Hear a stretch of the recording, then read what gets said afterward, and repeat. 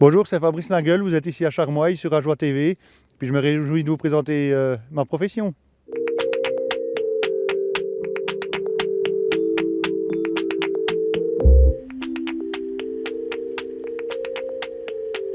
Donc mon parcours il est assez diversifié, on va dire que j'ai fait deux CFC, j'ai fait mécanicien sur machine agricole en premier CFC, ensuite j'ai fait le CFC d'agriculteur à l'école d'agriculture de Courtemelon, et puis j'ai complété cette formation par le brevet fédéral d'agriculteur, puis la maîtrise fédérale. Et puis après coup, j'ai encore fait par-ci, par-là, par-dedans, on va dire des formations complémentaires. C'était surtout la formation énergie renouvelable que j'avais complétée, qui n'était pas dans mon cursus de brevet, mais c'était un cours que j'avais suivi en plus pendant la maîtrise, quoi. Alors notre travail, le principal, ça reste l'agriculture. Donc on a de la production de denrées alimentaires, donc on produit des céréales, on produit de la betterave sucrière, du colza, du tournesol, et puis on livre ces marchandises dans nos coopératives ici régionales. Et puis l'autre axe de l'exploitation qui devient pas mal important, c'est la production d'énergie renouvelable. Donc ça fait depuis 2012 qu'on produit de l'électricité solaire, qui est revendue sur le réseau pour fournir à tous les consommateurs de Suisse. Et puis là, à partir de 2022, donc fin de l'année, on est en train de construire un chauffage à distance. Le chauffage à distance en lui-même, donc il est sur une partie des bâtiments qui appartient à l'exploitation, puis ce sera sur le site de Misery uniquement. Pour l'instant, on n'envisage pas de raccorder les villages, parce qu'il y a le problème de la distance. Alors est-ce qu'à l'avenir, peut-être les distances pourraient se faire, mais un chauffage à distance, il faut des gros consommateurs proches des chaufferies, donc voilà, il faut être assez proche l'un de l'autre, quoi. Puis là, l'idée, c'est de faire déjà ce hameau de Misery qui englobe la résidence des cerisiers, quoi. C'est ça, ce qui sera le principal consommateur, quoi. On espérait pouvoir faire un système de ce qu'on appelle la cogénération, donc c'est produire de l'électricité et de la chaleur à partir du bois. Seulement pour le moment, tout est en stand-by depuis la loi CO2 de l'année passée, parce que cette loi CO2 comprenait ce type d'aide pour faire ces projets. Et puis les aides sont tombées, ça a été annulé, puis ils doivent refaire le programme. Donc on sait que ça va revenir, mais on ne sait pas quand. Alors pour le moment, on doit déjà démarrer avec un chauffage, on va dire, traditionnel.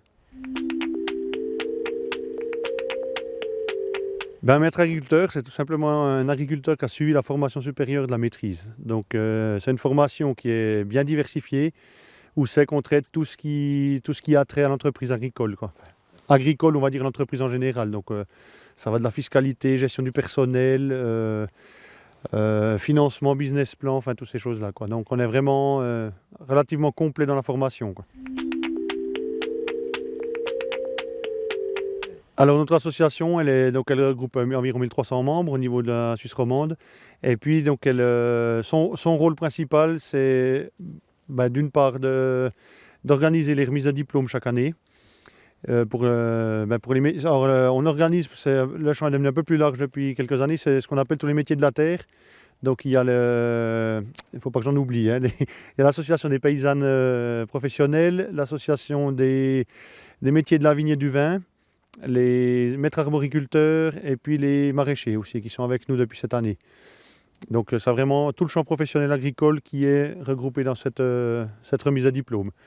Et puis l'autre activité de notre association, c'est aussi d'avoir, on est même beaucoup consulté pour tout ce qui est formation professionnelle.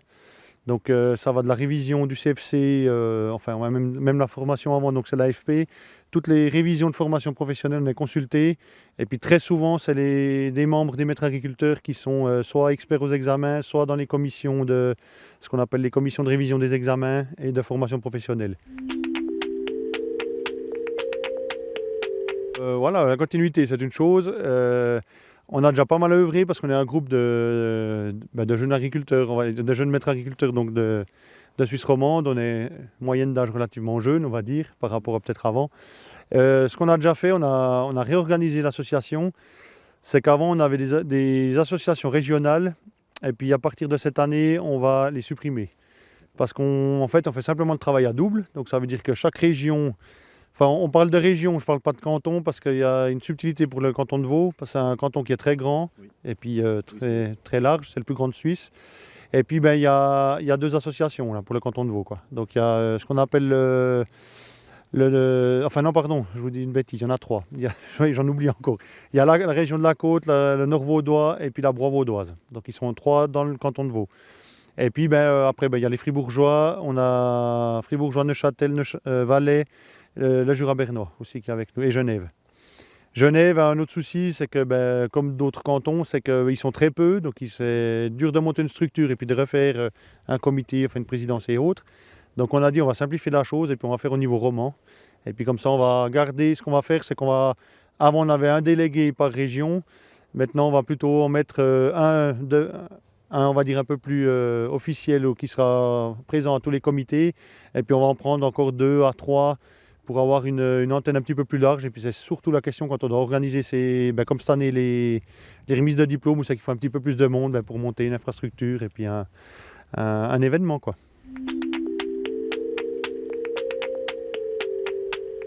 C'est vrai qu'on a beaucoup d'associations. Même moi, quand je suis arrivé chez les maîtres agriculteurs, j'étais représentant pour la Suisse romande dans ce qu'on appelle la grande organisation Agora, donc qui regroupe toute la formation professionnelle, mais ça va depuis les économies agricoles des cantons jusqu'aux organisations professionnelles des métiers. Et puis, même là, je me suis retrouvé, puis j'aurais dit, mais est-ce que c'est possible qu'on ait autant de membres et puis autant d'associations, quoi? Parce qu'à un moment donné, comme vous dites, même moi qui étais du métier, je ne connaissais pas toutes les associations qu'il y avait, quoi, tellement il y en a, quoi. Puis c'est vrai que les structures à l'époque étaient peut-être comme ça. Quand on avait une profession, un secteur d'activité, les gens se regroupaient pour défendre leur secteur d'activité. Et puis là, typiquement dernièrement, notre assemblée encore des maîtres agriculteurs, on a demandé, parce qu'on a un peu des pressions dans la formation agricole, où c'est qu'on a typiquement on a une association, si on parle peut-être BioSuisse ou des choses comme ça, qui aime réorienter la formation plus pour leur profession ou leur domaine d'activité ou leur label. On a demandé, les maîtres agriculteurs ont demandé, donc comme je vous dis, les maîtres agriculteurs, on chapeaute un peu tout le monde parce qu'on fait partie, comme vous dites, on est ramifié dans toutes les associations, où c'est qu'on veut garder un cadre professionnel et puis qu'on veut qu'il n'y ait qu'un seul métier. Et après qu'il y ait des diversifications dans le métier, ça on l'accepte, c'est normal, mais puis, c'est même plutôt sain, quoi, parce qu'on ne peut pas tous faire la même chose. Et puis le but, c'est d'arriver à avoir des structures qui soient plus simples, quoi.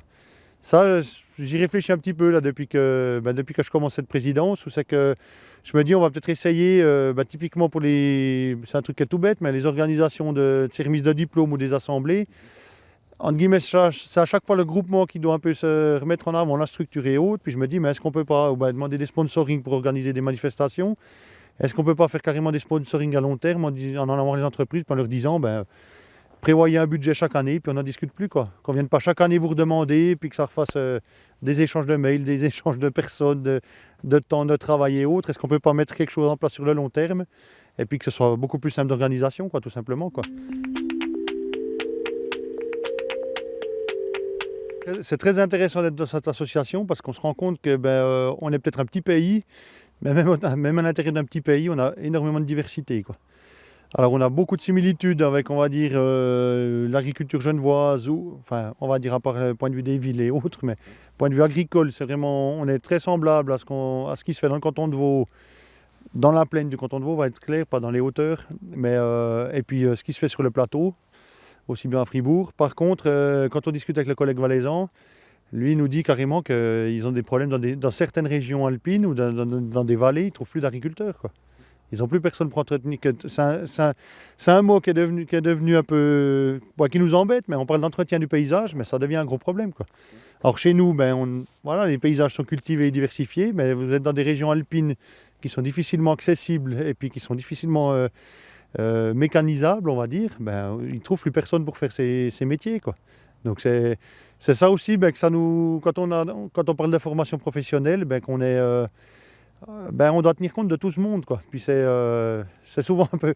des fois, on a un petit peu une impression de barrière de Rushdie, comme on dit, entre la Suisse allemande et la Suisse romande. Mais même au sein de la Suisse romande, on voit beaucoup de diversité, quoi. Si vous allez dans les hauteurs du canton de Vaud, du Valais, ou bien rien que dans les côtes du Doubs chez nous, ça se ressemble beaucoup, quoi.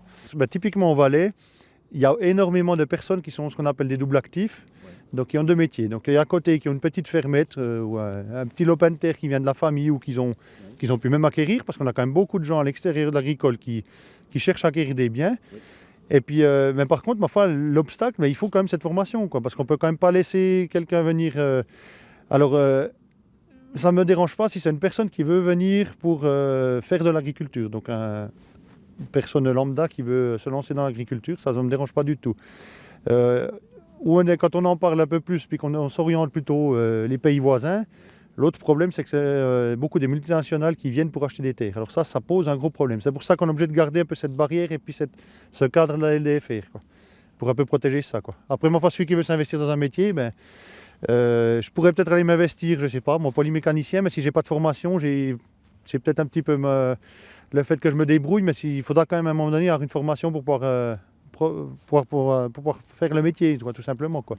Alors la grande différence qu'il y a, c'est peut-être la proximité du consommateur.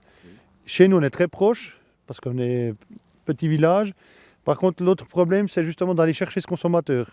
J'ai des collègues qui sont, typiquement le collègue qui est à Genève, lui fait essentiellement de la vente directe, mais ça vient tout seul. Il ouvre sa porte, il a 400 000 personnes qui sont devant chez lui.